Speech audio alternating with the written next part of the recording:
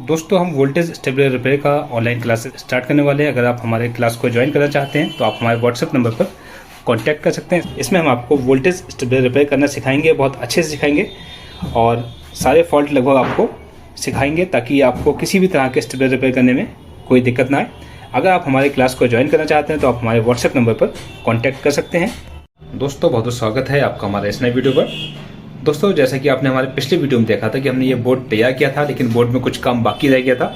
हमने केवल इसका स्टेबलाइजर रिपेयरिंग का सेक्शन रेडी कर दिया, यानी स्टेबलाइजर टेस्टिंग में हमें जो चीज़ यूज़ करनी थी वो सब हमने रेडी कर दिया था और इसमें इन्वर्टर रिपेयर वाला सेक्शन बाकी रह गया था। तो चलिए अब इसमें जो बाकी काम बाकी रह गया था उसे हम पूरा कर लेते हैं और इसे इन्वर्टर टेस्टिंग के लिए भी रेडी कर लेते हैं। चलिए वीडियो शुरू करते हैं। दोस्तों जिन लोगों ने पिछला वीडियो नहीं देखा है उनकी जानकारी के लिए बता देते हैं ये स्विच सॉकेट वगैरह हमने किस चीज़ के लिए यूज़ किए।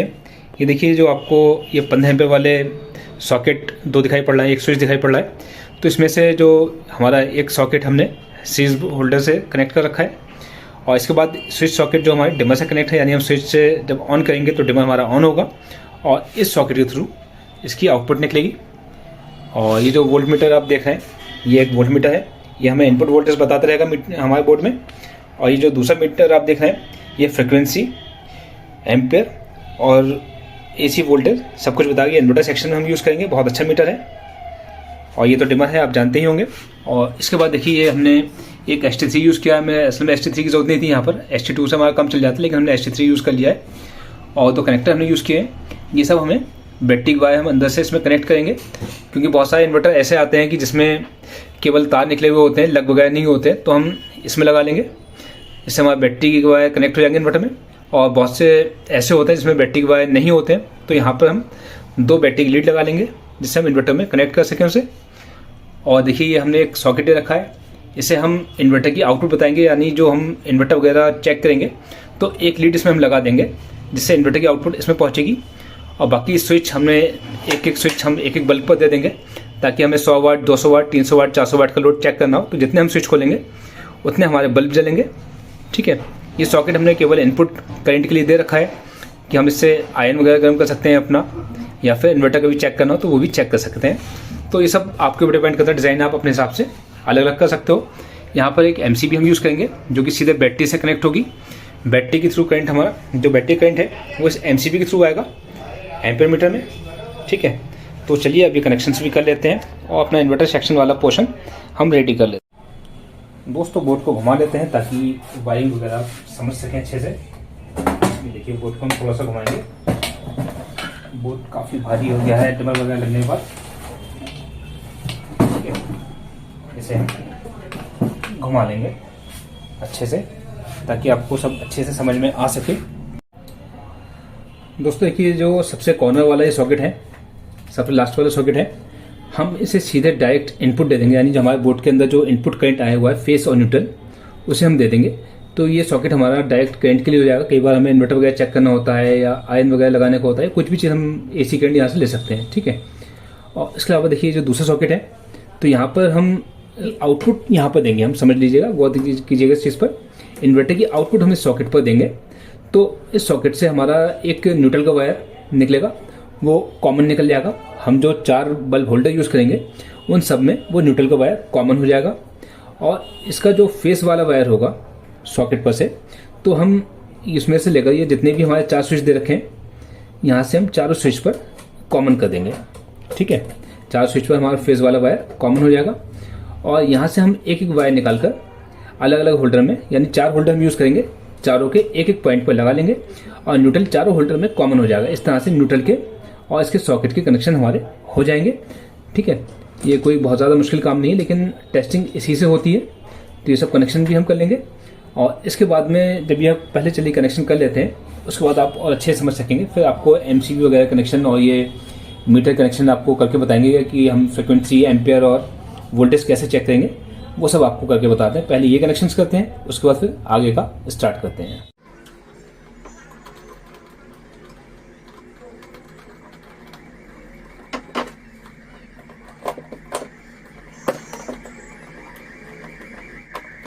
देखिए दोस्तों ये दोनों वायर हमारा सीधा इनपुट के न्यूट्रल और फेस पर मिल जाएंगे। ठीक है, तो ये हम कनेक्शन बाद में कर लेंगे। और उसके बाद यहाँ से हम इसका ये एक कॉमन कर लेते हैं, न्यूट्रल का वायर निकाल लेते हैं और फिर जब हम बल्ब होल्डर लगाएंगे इसके बाद में हम ये सारे कनेक्शंस कर लेंगे। ईजी है, कोई मुश्किल काम नहीं है।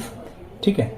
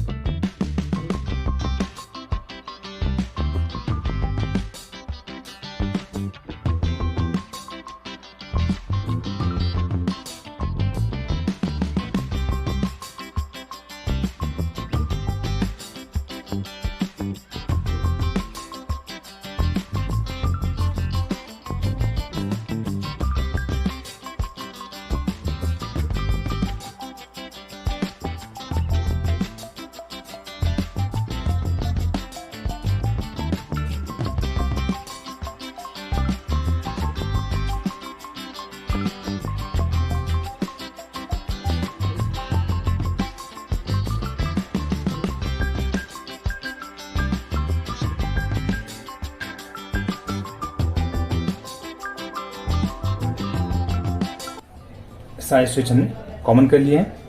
ठीक है, अब यहाँ से हम एक एक वायर एक एक होल्डर के लिए निकाल लेंगे और यहाँ से एक वायर हम सीधे बल्ब होल्डर पे ले जाएंगे। जो जितने भी बल्ब होल्डर होंगे उन सब पर कॉमन हो जाएंगे। ठीक है, तो यहाँ तक का काम तो हमारा लगभग फाइनल हो गया। अब इस पर हम एमसीबी पर जो कनेक्शन करने हैं वो कर लेते हैं। बैटरी कनेक्शन कर लेंगे, एम्पियर मीटर करेंगे। ठीक है, और जो हमारा फ्रिक्वेंसी एम्पियर और वोल्ट वाला मीटर है उससे कनेक्शन भी आपको करके बता देते हैं। दोस्तों देखिए, जो हमने दो टर्मिनल्स यूज़ किए हैं, एक ब्लैक है एक रेड है। तो इसमें ब्लैक वाला हमारा नेगेटिव है और रेड वाला हमारा पॉजिटिव टर्मिनल है, यानी बैटरी के जो रेड और ब्लैक वायर आएंगे तो हम इसमें कनेक्ट करेंगे। और देखिए यहाँ यहीं से हम, जैसे मान लीजिए हमारा नेगेटिव वाला टर्मिनल है, यहीं से एक वायर हम उठाकर ऊपर ले जाएंगे।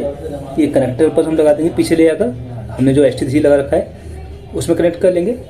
और यहाँ से पॉजिटिव पर से ही एक वायर उठाकर हम ST3 की दूसरे पोल में से बाहर निकाल लेंगे, जिसे हम बाहर कनेक्ट कर देंगे। जिस तरह से बैटरी कनेक्शन हमारे ST3 पर भी हो जाएंगे और टर्मिनल्स पर भी हो जाएंगे। ठीक है, और जो नेगेटिव टर्मिनल पर हम वायर लगाएंगे, ब्लैक वाला वायर, इसे हम बस यहाँ से हमने नीचे जो हमने बैटरी के लिए स्पेस बना रखा है वहाँ तक का हम वायर लेके जाएंगे। ठीक है, यहाँ से वायर हमारा सीधे बैटरी पे पहुँचेगा, नेगेटिव वाला वायर। और जो पॉजिटिव वाला वायर है वो हम रेड वाले टर्मिनल से लेकर सीधा एमसीबी पर लेकर आएंगे। एमसीबी के दूसरे पॉइंट से उठाकर हम एम्पियर मीटर पर कनेक्ट करेंगे और एम्पियर मीटर के दूसरे पॉइंट से उठाकर हम सीधा नीचे ले जाकर बैटरी पर कनेक्ट कर देंगे। जहाँ पर हम बैटरी रखेंगे वहाँ पर हम कनेक्ट कर लेंगे। और इस वायर के बीच में हम देखिए जो हमने मीटर लगा रखा है फ्रिक्वेंसी, वोल्टेज और एम्पियर वाला, तो इसकी कॉइल हम इस वायर के बीच में लगा देंगे।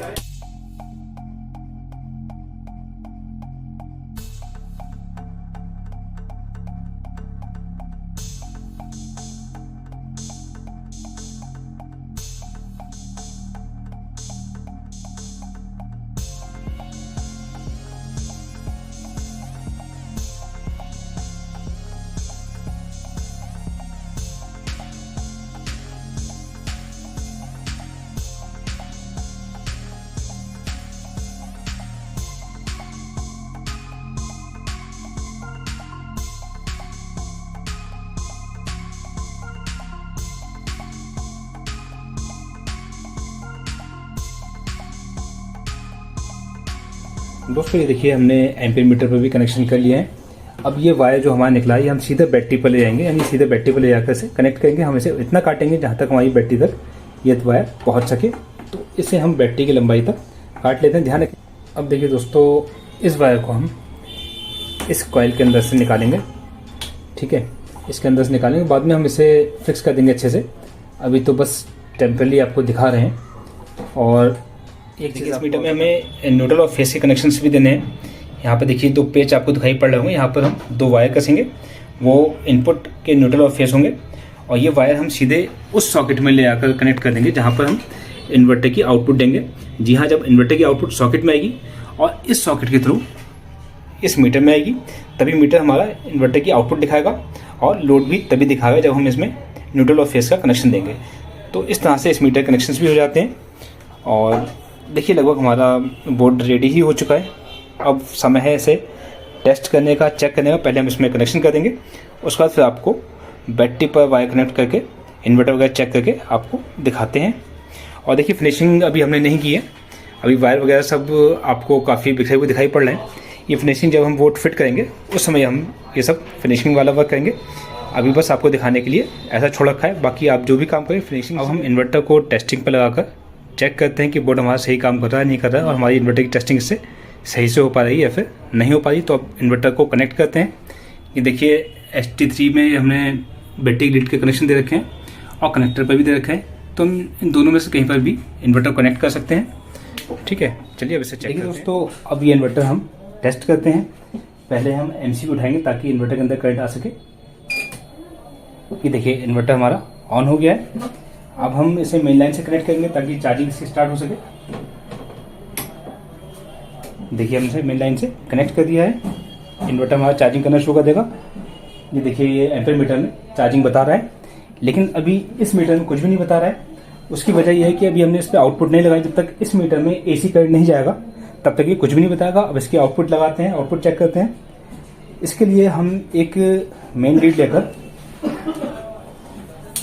लेकर हम देखिए इसकी आउटपुट पर, देखिए हमने आउटपुट भी बना रखा है।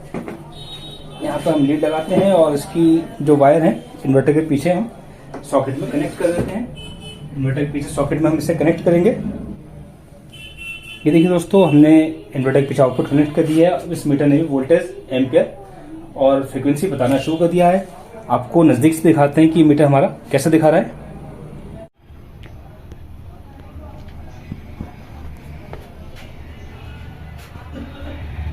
ये देखिए वोल्टेज, एम्पियर और फ्रीक्वेंसी।